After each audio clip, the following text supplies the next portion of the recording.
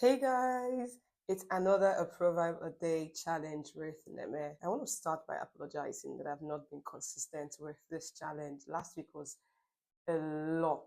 It was really busy and I couldn't do any of the videos. I thought I would do like a series of recordings that I could just post every day, but I couldn't. And again, my voice is a little bit cracked. If if you notice that, please just bear with me. I had a busy week.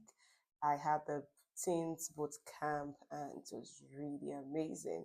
So yeah, I'm back and today we're kicking off from where we stopped last week. And we stopped in Proverbs chapter 5.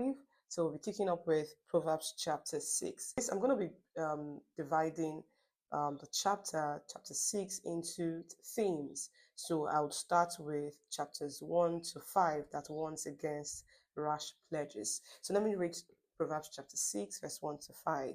My son, if you become surety for your friend, if you have shaking hands in pledge for it, if you have shaking hands in pledge for a stranger, you are snared by the words of your mouth.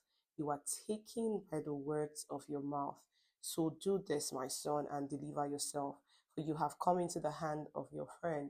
Go and humble yourself. Plead with your friend. Give no sleep to your eyes, nor slumber to your eyelids. Deliver yourself like a gazelle from the hand of the hunter, and like a bird from the hand of the fowler. So in verses 1 to 5, Solomon warns against being surety.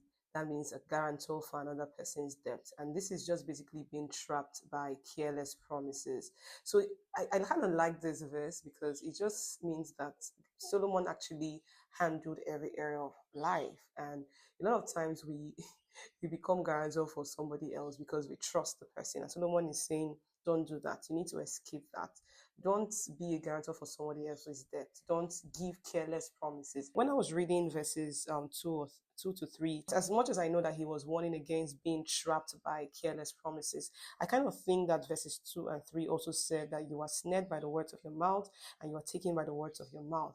Means that for every time that we say something, we must be responsible for the words that we speak. For every time that you give a word, for every time that you make a promise, you must be accountable for that. You must make sure that you fulfill the promise. For example, something happened recently.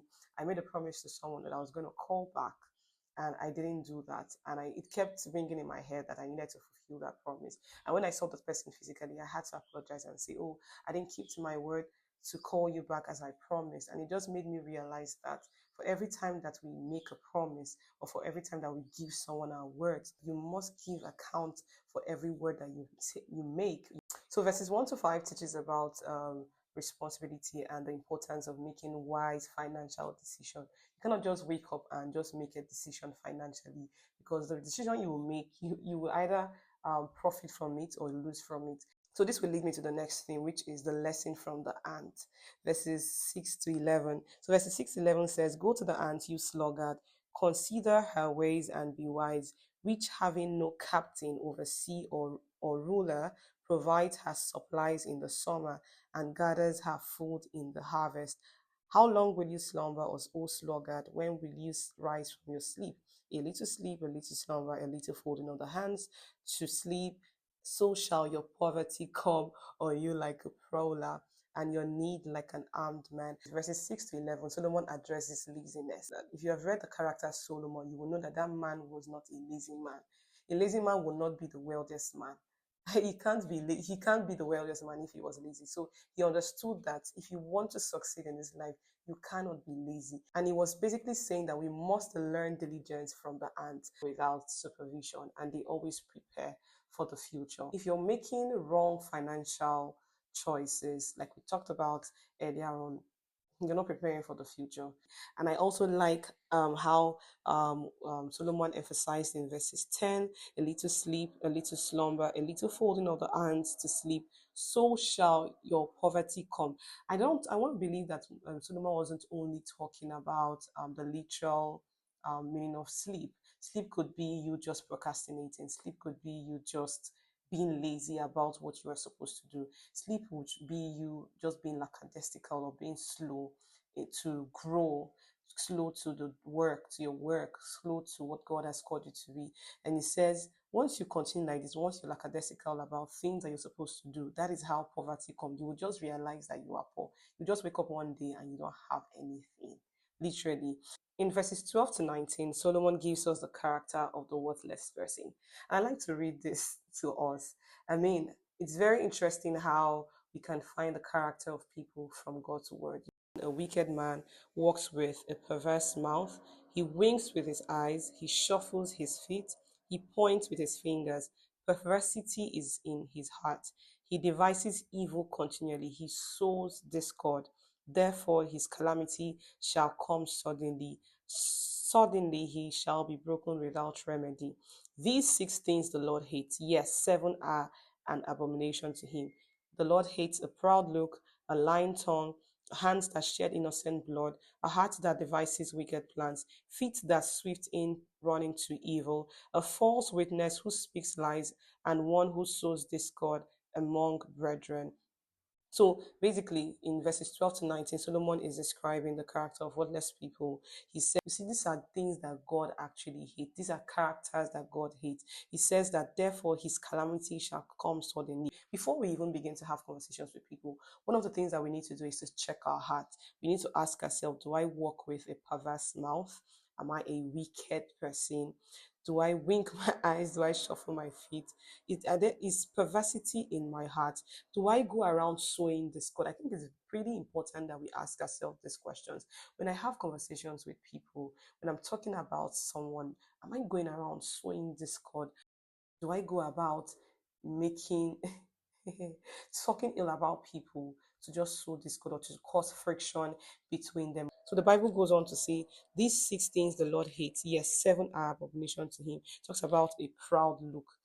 See, the Lord hates pride. God hates pride. The more proud you are, the more you are going to fall. The more your downfall is waiting for you. It's a lying tongue, hands that shed innocent blood, a heart that devises wicked plans, feet that are swift in running to evil, a false witness who speaks lies, and one who sows discord among brethren. This just talks about what I just mentioned. It says, a false witness who speaks lies. You're going around being a false witness, you're going around speaking lies against people, and one who sows discord among brethren. You just go about, I don't know. What do we gain when we do that? When you go around seeking discord amongst brethren, amongst people, you want somebody to hate the other person so that you can have the upper hand, so that you can be closer to that person more. That is just crazy. That is just being a wicked person. You need to also check the people around you. Have I noticed that there's this person that tries to always sow discord amongst people? Then you need to stay clear from that person.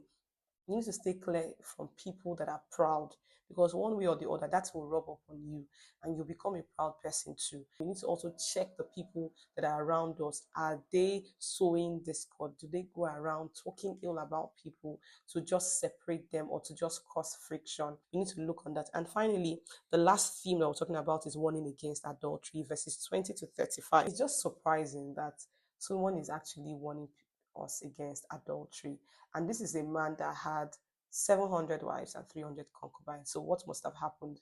That means he must have learned his lessons. That means in his journey, he must have said, this thing is just not worth it. This thing is just worthless. Going from one woman to another is just worthless and it can destroy your life. I think one of the reasons why Solomon did not end badly, or Solomon's life wasn't destroyed, in quotes, was because of the covenant that God had with his father David. And I feel that that covenant was actually working for him. So Solomon had learned his lesson. For him to have been warning almost every chapter against adultery, he must have learned his lesson. Adultery is likened to playing with fire. He says, you are playing with fire.